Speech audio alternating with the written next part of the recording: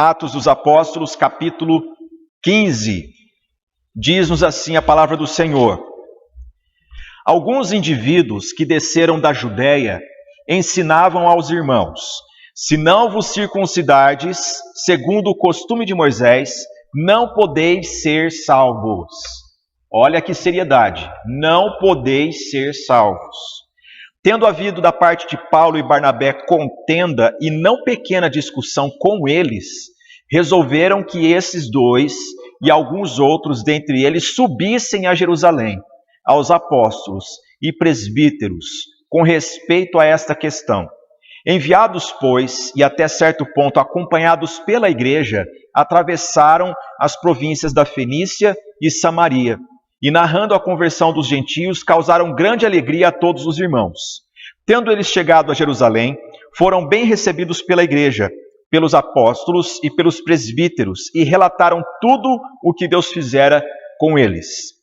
Insurgiram-se, entretanto, alguns da seita dos fariseus que haviam crido, dizendo: é necessário circuncidá-los e determinar-lhes que observem a lei de Moisés. Então se reuniram os apóstolos e os presbíteros para examinar a questão. Havendo grande debate, Pedro tomou a palavra e lhes disse: irmãos, vós sabeis que desde há muito Deus me escolheu dentre vós, para que, por meu intermédio, ouvissem os gentios a palavra do evangelho e crescem. Ora, Deus que conhece os corações lhes deu testemunho, concedendo o Espírito Santo a eles, como também a nós nos concedera. E não estabeleceu distinção alguma entre nós e eles, purificando-lhes pela fé o coração. Agora, pois, por que tentais a Deus, pondo sobre a cerviz dos discípulos um jugo que nem nossos pais puderam suportar, nem nós?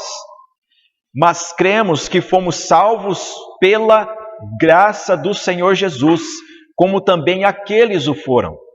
E toda a multidão silenciou, passando a ouvir a Barnabé e a Paulo, que contavam quantos sinais e prodígios Deus fizera por meio deles entre os gentios. Depois que eles terminaram, falou Tiago dizendo: irmãos, atentai nas minhas palavras. Expôs Simão como Deus primeiramente visitou os gentios, a fim de constituir dentre eles um povo para o seu nome. Conferem com isto as palavras dos profetas, como está escrito: cumpridas estas coisas, voltarei e reedificarei o tabernáculo caído de Davi, e levantando-o de suas ruínas, restaurá-lo-ei, para que os demais homens busquem o Senhor, e também todos os gentios sobre os quais tem sido invocado o meu nome. Diz o Senhor, que faz estas coisas conhecidas desde séculos. Pelo que julgo eu, não devemos perturbar aqueles que, dentre os gentios, se convertem a Deus, mas escrever-lhes que se abstenham das contaminações dos ídolos, bem como das relações sexuais ilícitas, da carne de animais sufocados e do sangue. Porque Moisés tem em cada cidade, desde tempos antigos, os que o pregam nas sinagogas, onde é lido todos os sábados. Então, pareceu bem aos apóstolos e aos presbíteros, com toda a igreja, tendo elegido homens dentre eles, enviá-los juntamente com Paulo e Barnabé a Antioquia. Foram Judas, chamado Barsabás, e Silas, homens notáveis entre os irmãos, escrevendo por mão deles, os irmãos, tanto os apóstolos como os presbíteros, aos irmãos de entre os gentios em Antioquia, Síria e Cilícia. Saudações. Visto sabermos que alguns que saíram de entre nós, sem nenhuma autorização, vos têm perturbado com palavras, transtornando a vossa alma, pareceu-nos bem, chegados a pleno acordo, eleger alguns homens e enviá-los a vós outros com os nossos amados Barnabé e Paulo, homens que têm exposto a vida pelo nome de nosso Senhor Jesus Cristo. Enviamos, portanto, Judas e Silas, os quais pessoalmente vos dirão também estas coisas, pois pareceu bem ao Espírito Santo e a nós não vos impor maior encargo além destas coisas essenciais, que vos abstenhais das coisas sacrificadas a ídolos, bem como do sangue de carne de animais sufocados e das relações sexuais ilícitas. Destas coisas fareis bem se vos guardardes. Ponto final. Saúde. Ponto final. Os que foram enviados desceram logo para Antioquia e, tendo reunido a comunidade, entregaram a epístola. Quando a leram, sobremaneira se alegraram pelo conforto recebido. Judas e Silas, que eram também profetas, consolaram os irmãos com muitos conselhos e os fortaleceram. Tendo-se demorado ali por algum tempo, os irmãos os deixaram voltar em paz aos que os enviaram, mas pareceu bem a Silas permanecer ali. Paulo e Barnabé demoraram-se em Antioquia, ensinando e pregando com muitos outros a palavra do Senhor. Até aqui. Esse texto fiz questão de ler para vocês desde o início do capítulo 15. Primeiro porque nós precisamos romper com as nossas amarras culturais de ler pouco, né? Nós precisamos ler a Bíblia e, em especial aqui. Aqui, meus irmãos, é o período da história da igreja, que a igreja estava nascendo. E desde o início da igreja, ela já sofreu um ataque de heresia. E qual é a periculosidade desses ataques? É que eles são sorrateiros e silenciosos. As pessoas não comunicam, vou entrar naquela igreja e vou difundir lá dentro uma falsa doutrina. Não é assim que funciona. Se fosse assim, não haveria necessidade de nós estarmos fazendo esse estudo bíblico aqui. A coisa acontece silenciosamente. E não acontece porque aqui houve uma preferência. Acontece porque está no coração humano não aceitar a palavra de Deus como ela vem, pura, cristalina e santa. Vejam só, quando o Senhor Jesus ministrou aqui na terra, Jesus teve problema com seitas heresias ou não? Teve. As principais dos fariseus e dos saduceus, seitas dentro do judaísmo. Jesus também teve o caso de ele vir e pessoas não darem crédito, porque antes dele outros já tinham vindo também. Antes de Jesus já tinha movimentos messiânicos, homens que falavam, sou enviado por Deus para libertar Israel de Roma. Tanto é que uma das discussões de Atos dos Apóstolos, quando Gamaliel se levanta para falar, irmãos, não vamos ficar perseguindo, porque se for de Deus, a coisa vai prosperar. Se não for, isso vai se extinguir, assim como aquele judeu que todos seguiram ele e morreram. E não eram poucos seguidores, era na casa dos milhares, 4.000 pessoas, centenas, era muita gente. Então, as seitas, elas têm um caráter persuasivo. O caráter persuasivo das seitas, somado a um coração não firmado na Sagrada Escritura, é a fome e a vontade de comer. É a fome e a vontade de comer. Aqui nesse período, o texto já nos diz algo especial, meus irmãos. Olha só, versículo 1 do capítulo 15. Diz o seguinte: alguns indivíduos que desceram da Judéia ensinavam aos irmãos, se não vos circuncidardes segundo o costume de Moisés, não podeis ser o quê? Salvos. Olha como esse versículo possui informações que faz com que a gente tenha tempo estudando ele. Olha só, indivíduos que desceram da Judéia. Essa é uma expressão que conta muito em Atos dos Apóstolos, porque com a perseguição da igreja, perseguição contra a igreja de Cristo, todos se dispersaram, exceto os apóstolos, que permaneciam juntos em Jerusalém até o momento em que o Senhor os levou a pregar nos confins da terra. As decisões que vinham de Jerusalém, demais comunidades poderiam acatar com facilidade. Se esse irmão está vindo de Jerusalém, é porque alguém os enviou. Se está vindo este ensino de lá para cá, é porque nós precisamos dar atenção a eles. E olha só, o texto nos diz que eles ensinavam aos irmãos. Como você imagina que uma pessoa ensina a outra? Sempre assentando ao lado, abrindo o texto e mostrando, não é verdade? E o que eles ensinavam? Ensinavam que era necessário as pessoas se voltar para o costume judaico, porque se não voltasse para o judaísmo, elas não seriam salvas. Qual é o problema dessa questão aqui? É de não concordar com a palavra de que o plano de Deus foi cumprido em Cristo Jesus e que é necessário voltar a práticas passadas, porque senão não tem validade alguma a fé no que Jesus fez na cruz do Calvário. Primeira coisa, meus irmãos, as seitas, elas são persuasivas, elas são perigosas, elas têm um caráter de ensino,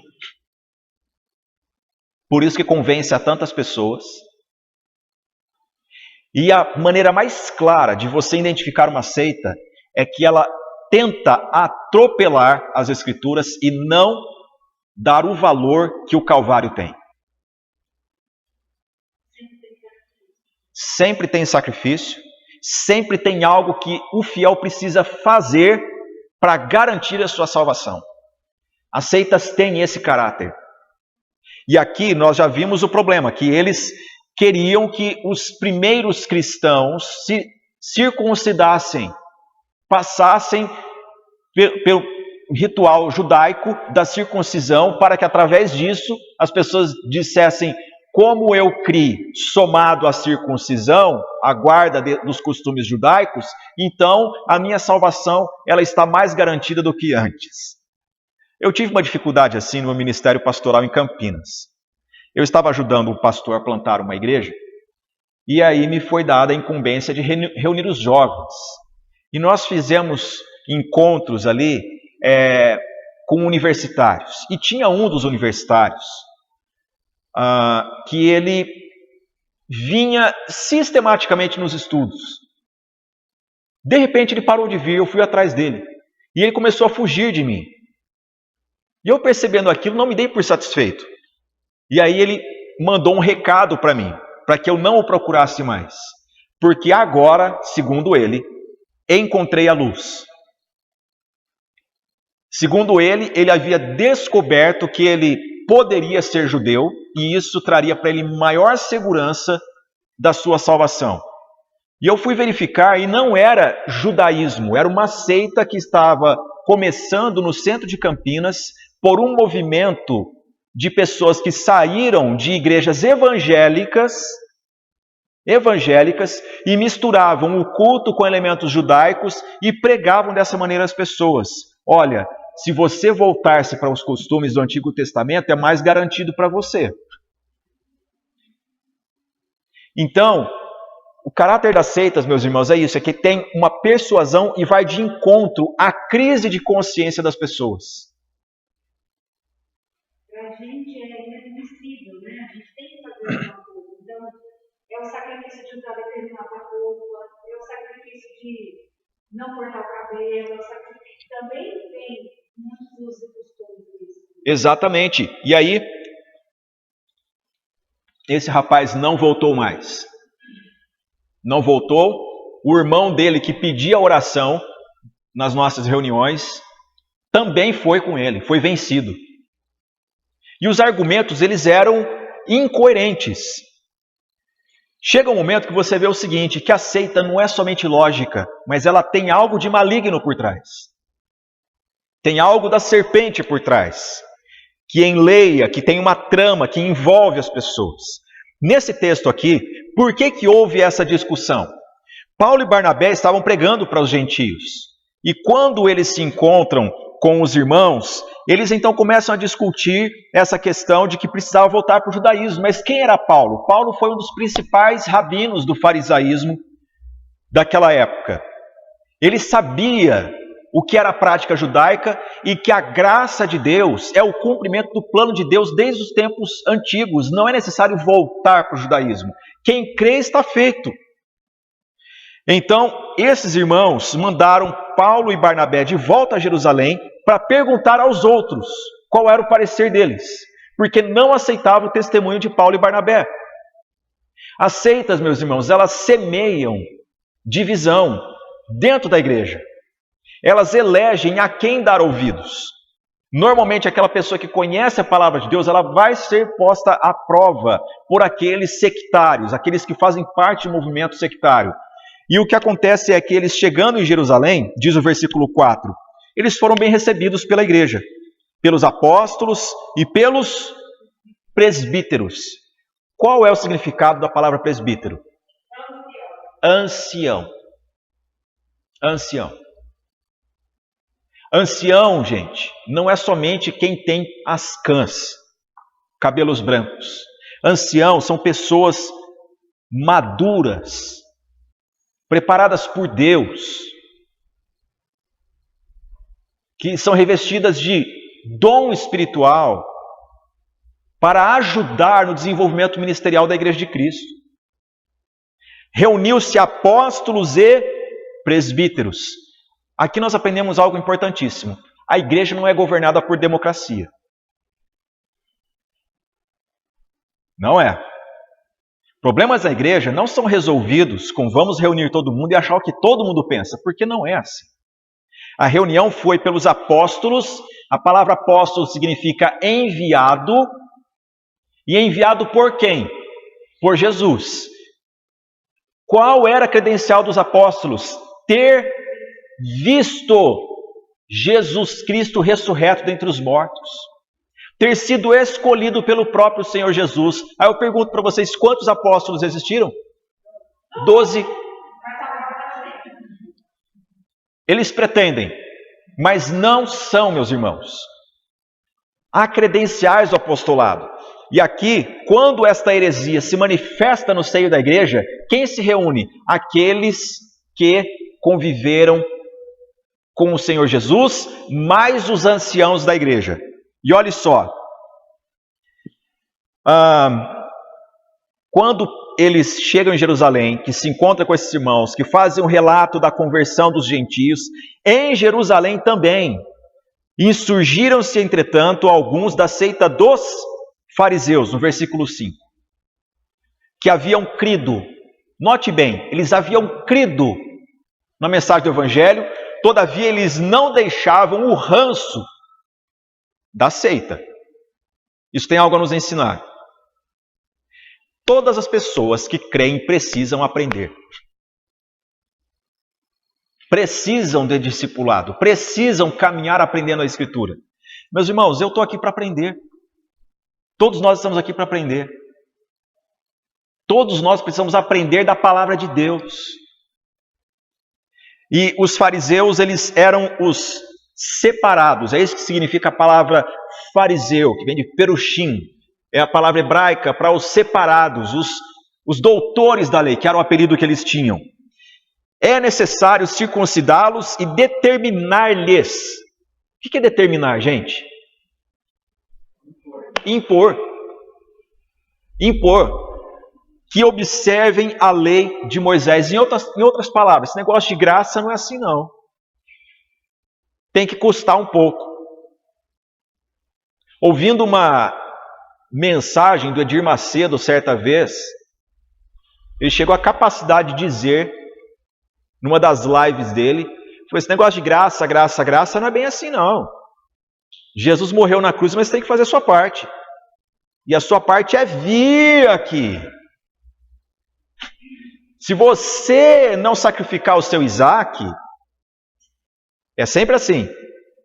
É a filosofia do tudo ou nada. Deus te deu Isaac, mas você tem que trazer Isaac para o altar. Provar para Deus que você está disposto a entregar o Isaac. Senão a bênção não chega na sua vida. E com este argumento, muitas pessoas são arrastadas.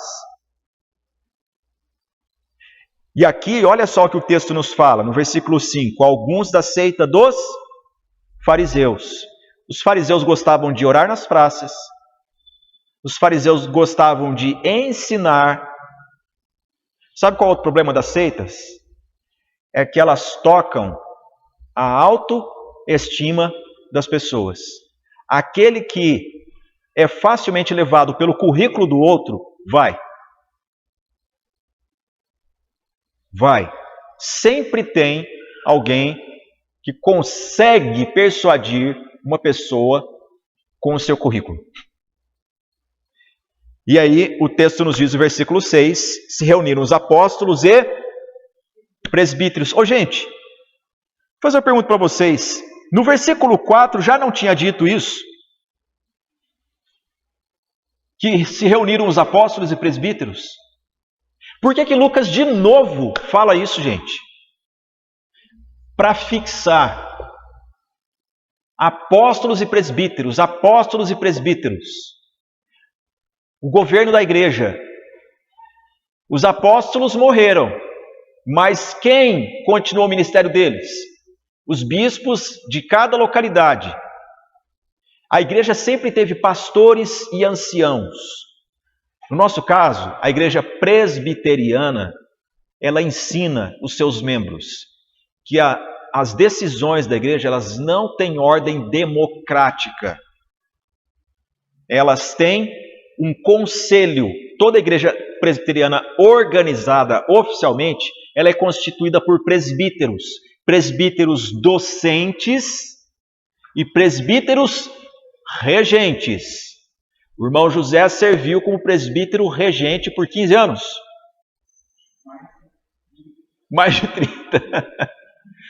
Mais de 30 anos na região de Ribeirão Preto. Presbítero regente. Quem é presbítero docente? Pastor. Por isso que tem esse nome de igreja presbiteriana. Com isso, não estou querendo dizer que somente a igreja presbiteriana é uma igreja que zela pela palavra. Não, nada disso. Não é isso que eu quero dizer aqui. Mas estou trazendo à memória de vocês o que é o governo da igreja. E havendo grande debate, o versículo 7 nos diz que Pedro tomou a palavra. E Pedro lhe assume essa responsabilidade. Irmãos, Deus me separou para pregar o evangelho para os gentios. Então, me escutem. E Pedro faz a dissertação dele, maravilhosa, porque ele diz no versículo 8, ora, Deus que conhece os corações, lhes deu testemunho, concedendo o Espírito Santo a eles. Quem é que confirma que o crente é crente? O Espírito Santo. Não são práticas judaicas, não são obras humanas. Obviamente que fazer boas obras é natural de quem nasceu de novo. Mas quem confirma no coração do homem que ele é um crente em Jesus é o Espírito Santo. Porque tem muita gente fazendo boas obras por crise de consciência e não tem certeza de novo nascimento. E aqui o texto nos diz, Pedro sabiamente responde, que o Espírito Santo foi dado a eles, como também a nós nos concedera. E o trabalho do Senhor é no coração, o versículo 9 nos diz, e não estabeleceu distinção alguma entre nós e eles, purificando-lhes pela fé o coração. Aqui está o ensino de que é Deus que toca no íntimo do homem. Tudo é uma obra do Senhor Deus no coração do homem, que gera purificação no coração, porque de que adianta a pessoa ter ritos de purificação, como é o caso do judaísmo, e ter um coração imundo? Porque Jesus ensinou isso. O que contamina o homem não é o que entra, mas é o que sai. Depois disso, então, Tiago. Quem era Pedro e quem era Tiago, meus irmãos? Apóstolos. Tiago faz a sua dissertação e ele usa o texto dos profetas menores, em especial o texto de Amós, tudo isso que ele diz, de que era plano do Senhor constituir um povo seu, somado de pessoas gentias. E aí, Qual a decisão que eles tomam? Vamos escrever uma carta. Esse aqui é o primeiro concílio da igreja. Já ouviram falar dos concílios que a Igreja Católica fez ao longo da história? De Nicéia, de Latrão, de Lyon e tantos outros. Mas o primeiro concílio está aqui. E ele foi feito por quem? Apóstolos e presbíteros, para resolver uma questão de infiltração de uma seita, de uma heresia, motivada por seitas. E a solução foi escrever uma carta. Aqui nós chegamos à resposta de como nós lidamos com as seitas e as heresias. Pelo testemunho do Senhor Jesus, porque os apóstolos testemunhavam pessoalmente da ressurreição do Senhor, e as cartas, meus irmãos, ou seja, Novo Testamento. Quer ser um crente fiel e que não é levado por vento de doutrina? Aplique-se à leitura da palavra do Senhor. Aplique-se à leitura da palavra do Senhor. Porque se você não conhecer a verdade, não tem como você identificar o que é falso. É aquela velha história do dólar, que você já deve ter ouvido. Que acharam um volume de dólares e ficaram na dúvida. É uma parábola, né? Não sei se aconteceu de fato isso. Já ouvi tantas pessoas falando.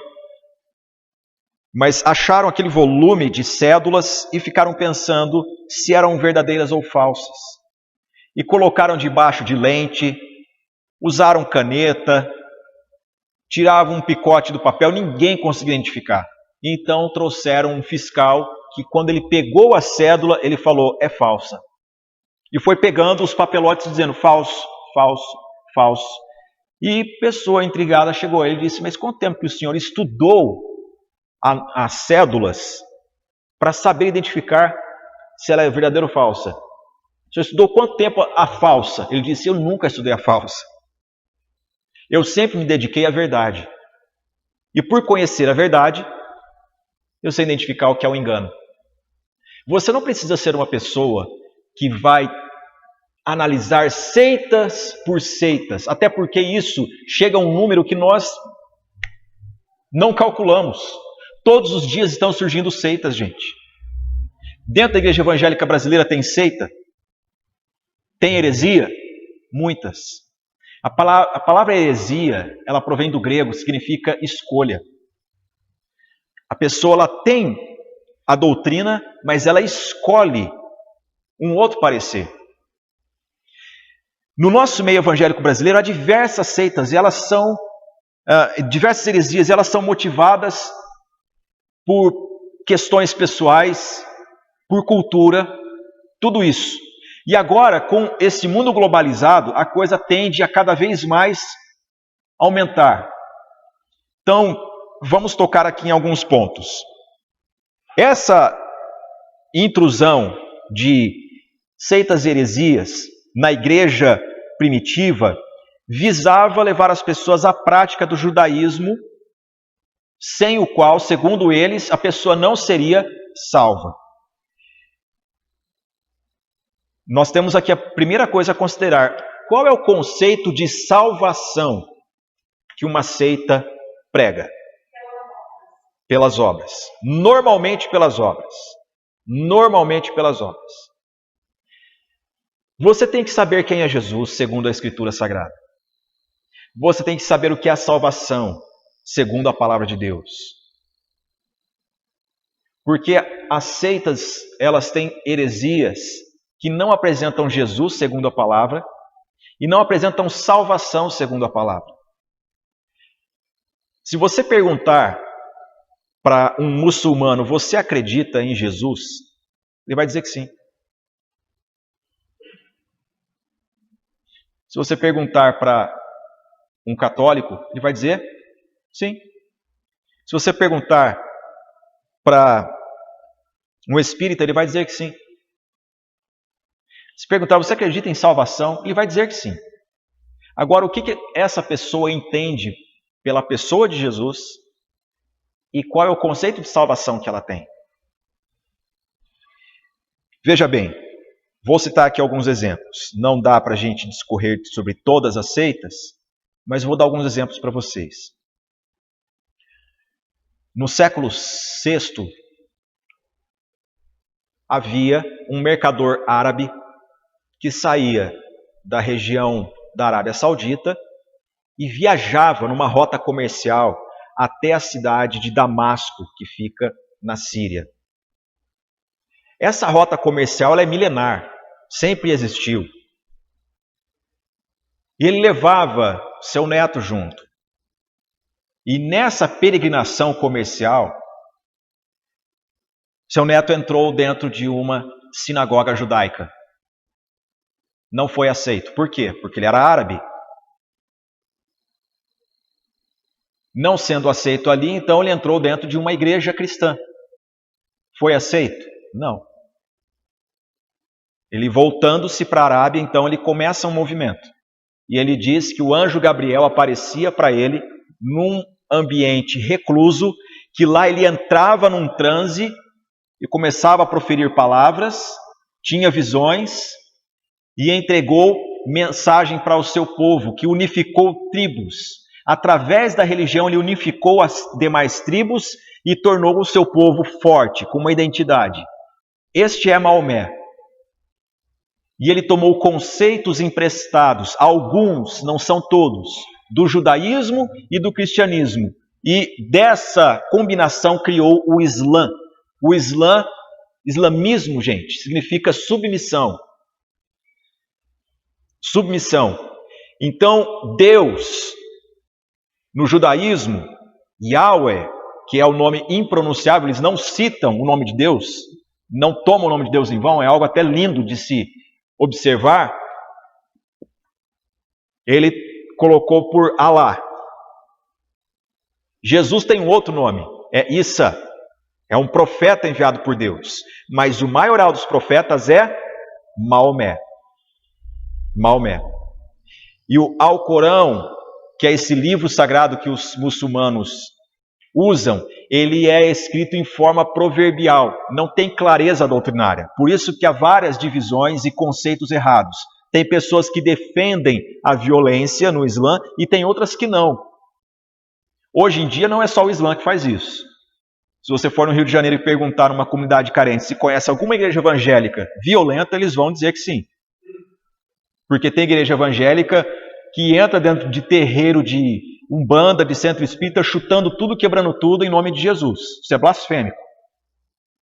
Então vocês veem o perigo das seitas e das heresias. Outra, que é muito conhecida nossa, é o espiritismo. Se você for estudar a história do espiritismo, você vai encontrar o nome das Irmãs Fox. As Irmãs Fox eram garotas metodistas americanas. Igreja metodista é uma igreja histórica séria. As Irmãs Fox passaram a se reunir no seu quarto e a brincar de consulta com os mortos. E deu certo. Porque não são os mortos que falam ali. São espíritos malignos.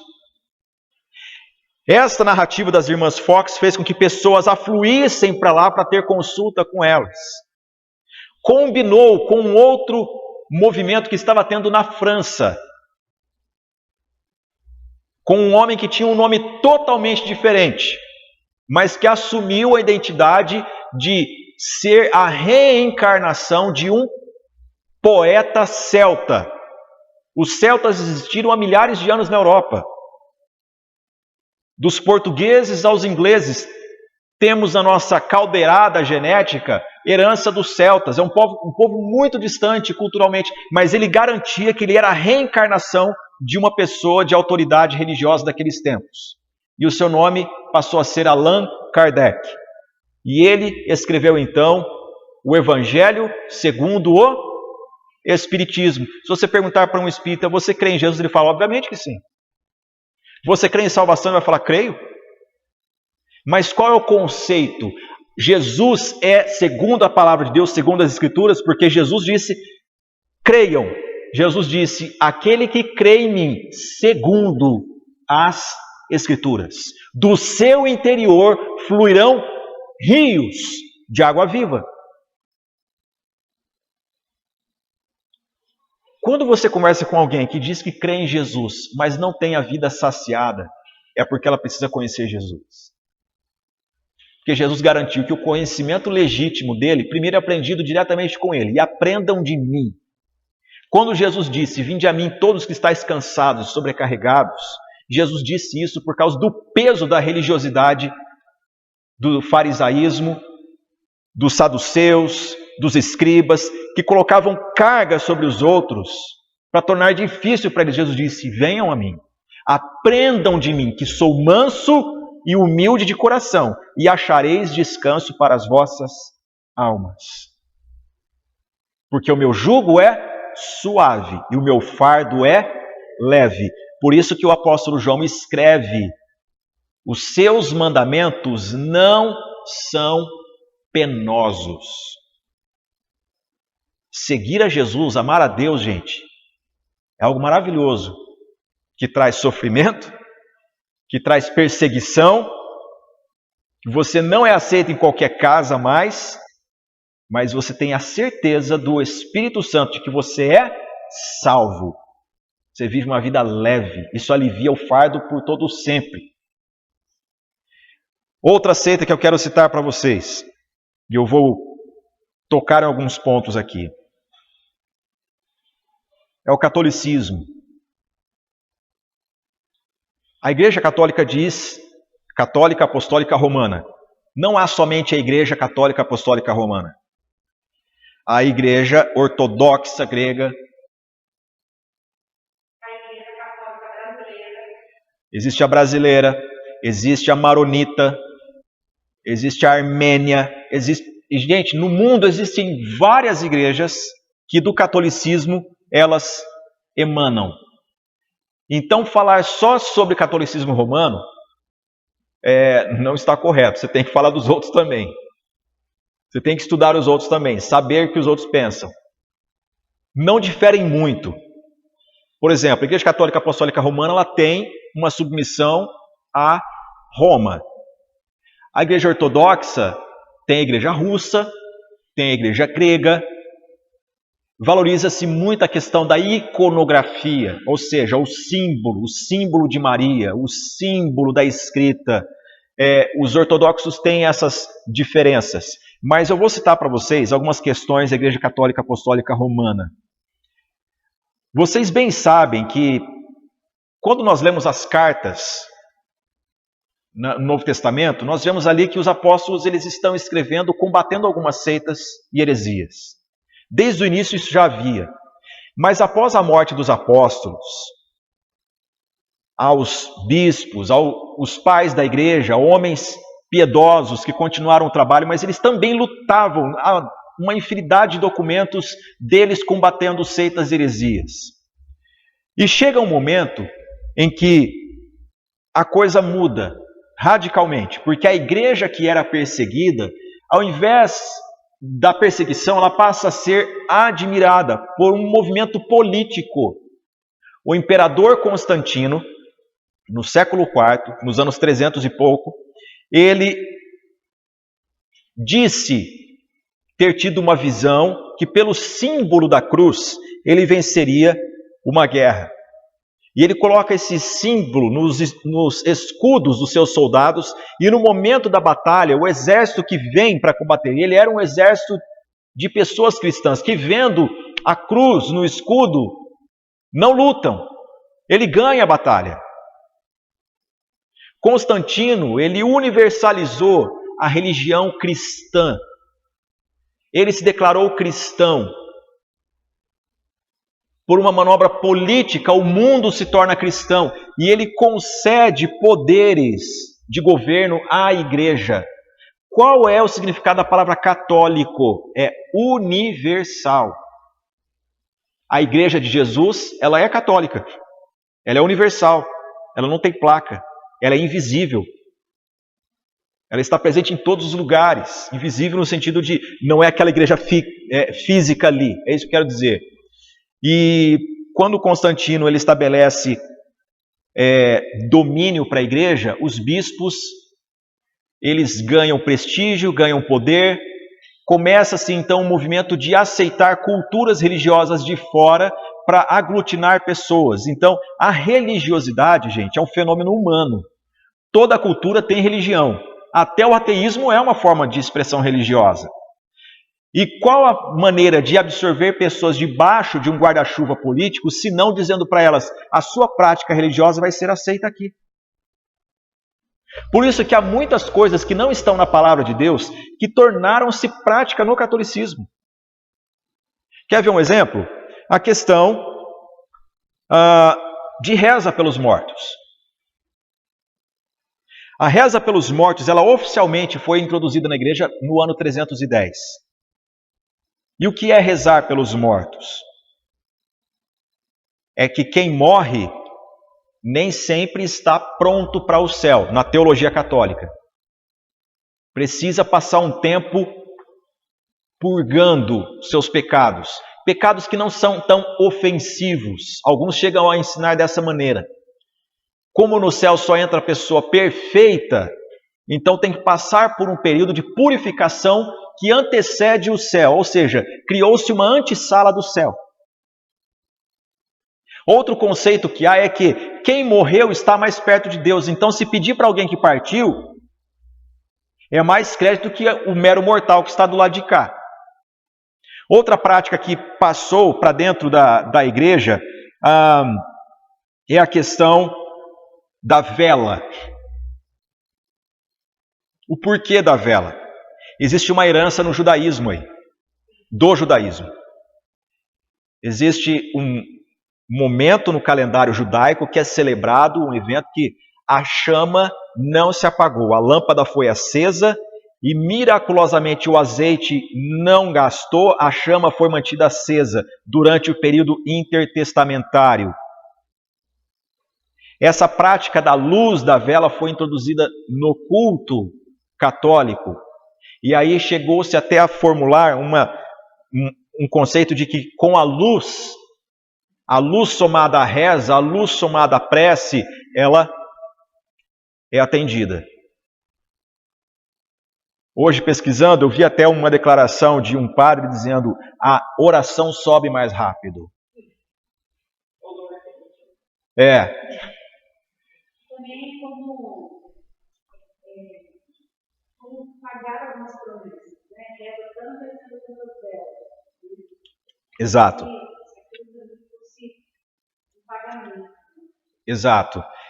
E essas assimilações culturais, elas vêm de fora para dentro e vão sendo assimiladas como doutrina na igreja. Agora, por que isso é assimilado e não há questionamento? Lembra que eu falei para vocês da questão política, a forma de governo? Debaixo de algumas manifestações de governo, gente, não há questionamento. E se questionar, é posto para fora, ou então paga-se com a vida, como acontecia na Idade Média. Quer ver só um exemplo? Já ouviram a palavra catedral? Todos nós, né? Em toda cidade tem uma catedral de alguma coisa. Qual é o significado da catedral? A palavra trono, no latim, era cátedra. Constantino ele era o imperador. Ele sentava no trono. Os bispos passaram a usar também a cátedra na igreja cristã. Eles se assentavam e a missa está acontecendo e tinha o momento dele pronunciar-se. Algumas arquiteturas de igrejas mostram até os dias de hoje como era o conceito da cátedra. O arquiteto ele calculava muito bem o momento em que a luz do sol ia irradiar, passar por uma fresta e ia diretamente iluminar a cátedra. E no momento que aquela luz resplandecia ali e mostrava a figura do bispo, as pessoas então tinham aquela impressão da iluminação.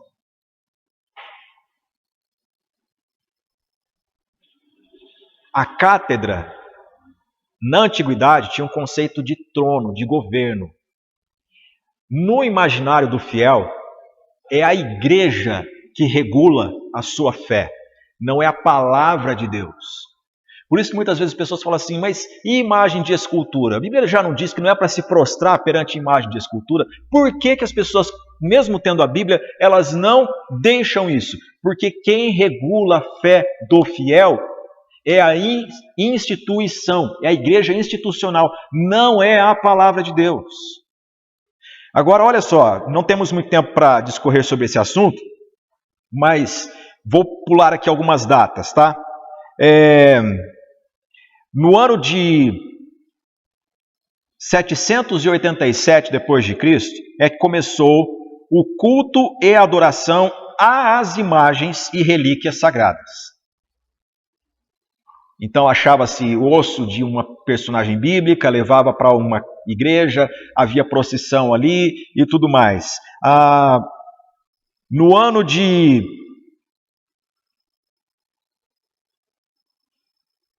830, a igreja passou a usar ramos e água benta. No ano de 1200, a hóstia passou a substituir a ceia. No ano de 1216, instituiu-se a reza Ave Maria. Ave significa salve. 1216, instituiu-se a reza a Maria. E quem é que instituiu? Já ouviram falar do dominicanismo? Um monge dominicano, um padre dominicano? Porque foi criado por um sacerdote católico. A palavra domini é governo, canis é de cão mesmo. Era uma forma de dizer que, assim como os cães obedecem aos seus donos, aquela ordem obedecia ao Senhor. Isso é o dominicanismo. E o fundador dela é quem formulou a reza Ave Maria e ensinou aos fiéis, que depois dessa formulação ela também teve outros acréscimos. Isso que eu estou falando aqui para vocês, nem todos os católicos sabem, que foi no ano de 1216. Olha só, fala-se muito sobre a pessoa de Maria, né? Mas você sabia que foi no ano de 1950 que decretou-se a Assunção da Virgem Maria? 1950. E o que é a Assunção de Maria? Ela foi elevada em corpo vivo ao céu, de onde intercede pela humanidade. Então vocês veem que ao longo do tempo, a instituição vai formulando e reformulando aquilo que o fiel depois vai falar, essa é a nossa crença, é assim que a igreja quer que eu creia. Eu estou dizendo isso para vocês, não é para a gente criticar as pessoas. Nós devemos, meus irmãos, observar pela palavra, lutar pela fé que foi entregue aos santos, segundo a palavra. Por que nós somos chamados de protestantes? Porque o protestantismo foi um movimento histórico em que as pessoas passaram a ouvir os bispos, a autoridade eclesiástica com a Bíblia aberta, conferindo palavra por palavra. E isso é maravilhoso. Todas as pessoas têm que ser pessoas com a Bíblia aberta. Pastor falou alguma coisa? Interrogue ele. Pastor, não encontra isso na Bíblia. Até porque se a gente souber isso, a gente pode levar isso para essas pessoas. Sim. Muitas vezes a gente não leva porque a gente não sabe contestar os argumentos dela. Né? A gente não sabe a história da igreja católica, como é que vai falar. Você não sabe contestar o que a pessoa traz para você. E aí é um grande problema, porque às vezes a gente pensa assim, ela crê em Jesus, está bom. Só que, como é esse crer? Porque Jesus fala que tem que crer segundo a palavra. Né? Não é segundo o que nós queremos ou como nós achamos. E aí a gente vai percebendo que tem muito mais pessoas para a gente alcançar do que o que a gente pensa. Exatamente. Né? E quando a gente encontra algumas pessoas, eu vejo muitas pessoas falando, eu deixo lá dos adventistas, Novo Tempo. eu deixo na mão do tempo. Gente, se você conhece a palavra, você não consegue assistir aquilo mais de 5 minutos. Porque confronta. Tem muita coisa que é errado, que é o velho hábito. Você não consegue assistir. Só que se você não conhece, você vai achando que é a palavra de Deus, vou ficar ali, não vou falar porque ele já segue. Não. Uma pessoa nos procurou certa vez, dizendo que ela foi despertada para a mensagem do Evangelho por causa das proibições da igreja. Não a igreja católica, mas Testemunhas de Jeová. Uma das imposições era não assistir TV e nem acessar a internet. Por quê, hein? A informação, gente. Há muitas seitas que, se elas não adulteram a verdade, elas impedem as pessoas de buscar conteúdo, o acesso ao conteúdo. Testemunhas de Jeová formularam só no século passado, mais de 70 vezes a data da volta de Jesus. E é lá a torre de vigia, nos Estados Unidos, que regula tudo o que o fiel tem que crer e pregar de casa em casa. Então há informações que vêm de lá para cá, diz assim, olha, os líderes da torre de vigia tiveram uma visão ou estavam orando e sentiram que agora nós devemos pregar tal coisa. E todo mundo vai para esse lado. Isso que a Tati falou, questão da informação, é muito importante. O que causou tanta revolta por causa da reforma protestante no século XVI? A informação. A informação. As pessoas passaram a aprender a ler e escrever. Diga-se de passagem que, por causa do protestantismo, é que tem escola pública. Uma pessoa que fala mal do protestantismo e sabe ler e escrever, não sabe o que está falando. Porque os reformadores traduziam a Bíblia do grego e do hebraico e diziam, agora nós vamos ensinar o povo a ler. Porque se você tem o livro traduzido, mas o povo não tem acesso ao texto, não faz nenhum sentido. Então nós vamos fazer escolas. O pai da pedagogia, chamado de João Amos Comenius, um pastor reformado holandês. Meus irmãos, o acesso à informação ele é vedado muitas vezes. Então, como que nós identificamos? Primeiro, precisamos saber o conceito que essas pessoas têm da doutrina bíblica. Quem é Jesus? Porque se você for evangelizar uma pessoa de uma seita e perguntar, você acredita em Jesus? Você crê em Jesus? Ela vai falar, creio. Você crê em salvação? Creio. Céu e inferno? Creio. Sangue de Jesus, que virou até motivo de espanto, né? Sangue de Jesus tem poder. O povo não sabe o que está falando. Todo mundo fala, balbucia por aí, mas está de acordo com a palavra de Deus é outra história. Sim. Mas se fizermos essa pergunta a ele, você examina as escrituras? Ele dirá, não. Porque tem quem examina para eles. E aí é o desafio, né? Porque assim, até mesmo no meio evangélico, hoje tem muita gente que acha que assistir pregação é o mesmo que ler a palavra. E aí eu acho que a nossa geração é muito mais difícil porque as pessoas ficam pegando pregações aqui e ali, e aí você encontra pregação para fortalecer tudo que você quiser. Você quer separar, você vai encontrar a pregação a favor de Jesus. Você quer ir para o homossexualismo, você vai encontrar pregações direcionadas aqui. E aí isso é o difícil, né? Porque uma pessoa mandou para o pastor, não estou indo na igreja, mas eu estou estudando pelo YouTube, tá bom? Entende? Ele falou, irmã, você tem que olhar a palavra. Né? Não era daqui a pessoa, podem ficar tranquilos que não era daqui. Aí ela disse, não, pastor, mas a Bíblia é igual. Só que a gente tem que lembrar que a Bíblia é igual, mas às vezes a interpretação que as pessoas estão dando tem esse fora de contexto. Então, para nós é muito mais difícil, a gente tem que saber muito mais a palavra para poder lidar com essa geração de agora. Por exemplo, olha só, esbarrei aqui. Uma pessoa me procurou e disse assim,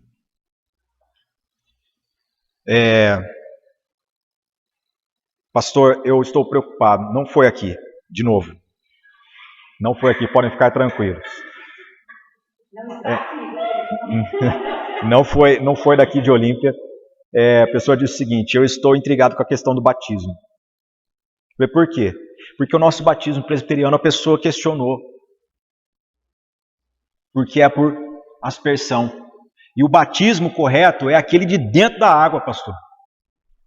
Eu falei, meu irmão, não faz diferença o volume da água. Não faz.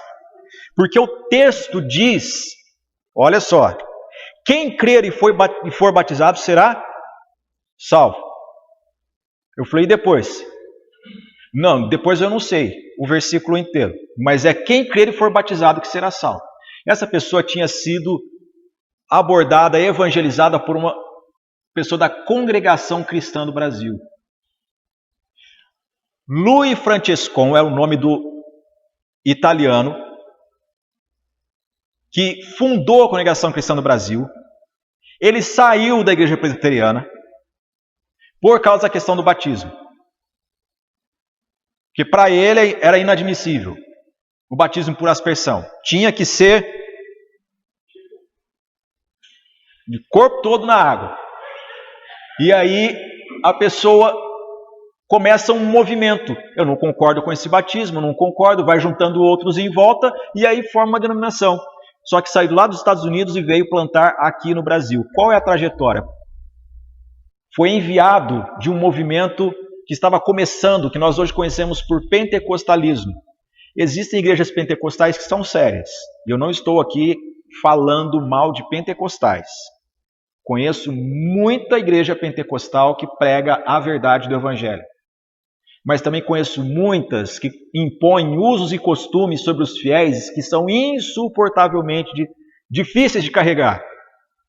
E essa pessoa que falou para mim do batismo, eu falei, pois é, o texto diz o seguinte: quem crer e for batizado será salvo. Quem não crer será condenado. O texto não diz quem não crer e não for batizado. Porque o batismo físico, ele é legitimado pela fé que a pessoa tem. Você está declarando algo que aconteceu na sua vida. Essa é a função do batismo. Isso já aconteceu. E por isso vem publicamente e manifesta a sua fé no Senhor Jesus. Então vocês veem isso. Oi? Primeiro crer, mas pegar um texto pensado e semear no outro. É por isso que nós estamos dedicando cada vez mais tempo para dizer, irmãos, vamos nos juntar, vamos aprender a ler a Bíblia, vamos decorar versículos, vamos decorar a ordem dos livros da Bíblia. Se você nunca fez isso, eu convido você a fazer. Começa, vai decorando 5 por dia. Crie um método, mas domine, saiba manusear a palavra do Senhor. Nosso tempo está avançado, nós vamos continuar esse estudo depois. Oremos. Senhor, graças te damos por esta noite, pelo privilégio de estarmos aqui com tanta gente, Senhor, aprendendo a palavra do Senhor, meditando no que o Senhor prescreveu, para que nós observemos e tenhamos uma caminhada que glorifica o Teu nome.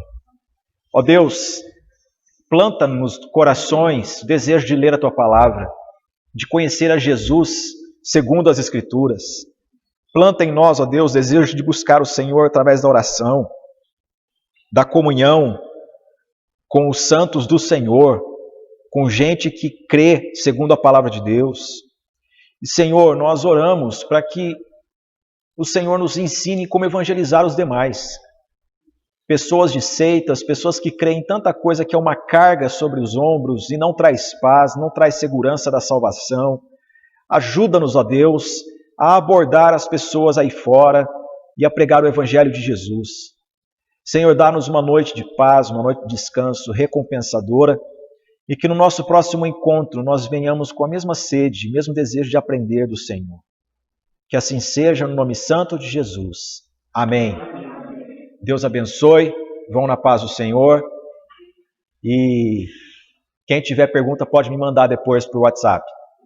Tá bom? Deus abençoe, meus irmãos.